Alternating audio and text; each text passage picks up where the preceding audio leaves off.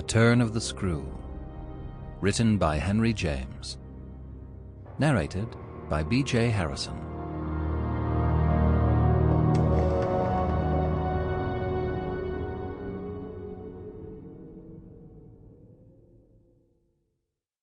Prologue. The story had held us, round the fire, sufficiently breathless. But except the obvious remark that it was gruesome, as on Christmas Eve in an old house a strange tale should essentially be, I remember no comment uttered, till somebody happened to say that it was the only case he had met in which such a visitation had fallen on a child. The case, I may mention, was that of an apparition in just such an old house as had gathered us for the occasion.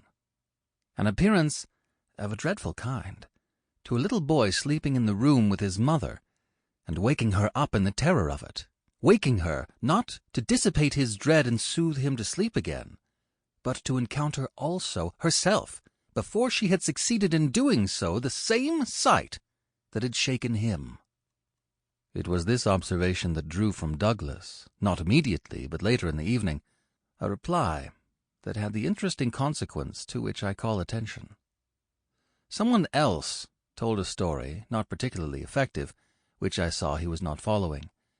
This I took for a sign that he had himself something to produce, and that we should only have to wait. We waited, in fact, till 2 nights later, but that same evening, before we scattered, he brought out what was in his mind.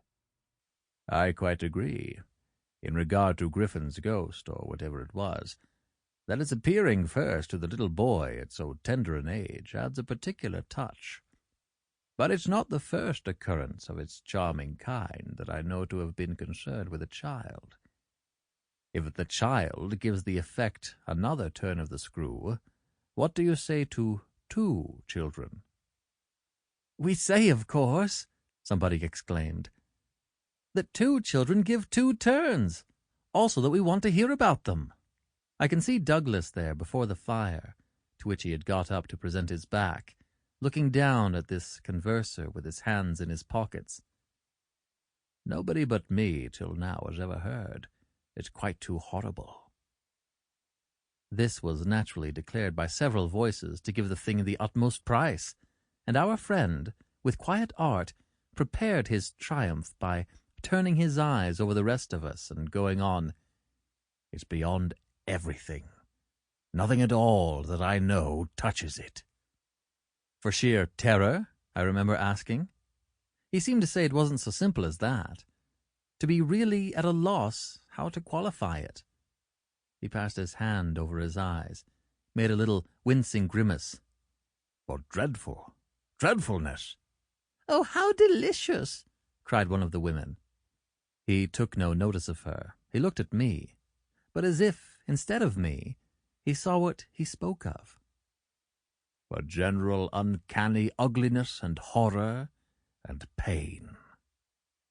"Well, then," I said, "just sit right down and begin." He turned round to the fire, gave a kick to a log, watched it an instant. Then, as he faced us again, "I can't begin. I shall have to send to town." There was a unanimous groan at this, and much reproach, after which, in his preoccupied way, he explained. "The story's written. It's in a locked drawer. It has not been out for years. I could write to my man and enclose the key. He could send down the packet as he finds it." It was to me in particular that he appeared to propound this, appeared almost to appeal for aid, not to hesitate.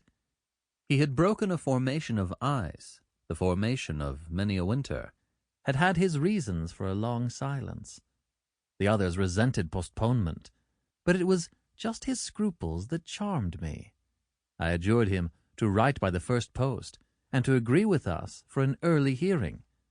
Then I asked him if the experience in question had been his own. To this his answer was prompt. "Oh, thank God, no." "And is the record yours? You took the thing down?" "Nothing but the impression. I took that here." He tapped his heart. "I've never lost it." Sample complete. Ready to continue?